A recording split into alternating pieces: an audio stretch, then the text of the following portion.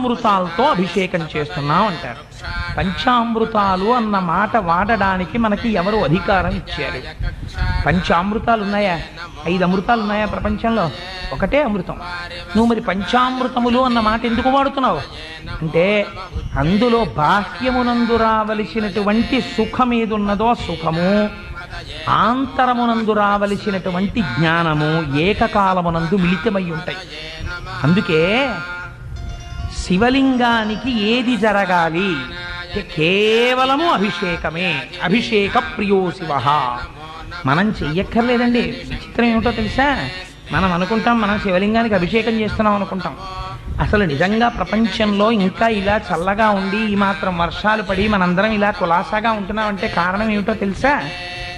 శివలింగానికి తనంత తానుగా ప్రతిరోజు అభిషేకం జరిగిపోతుంటుంది ఒక చోట. ఎక్కడో తెలుసా అండి? రుద్రాధ్యాయ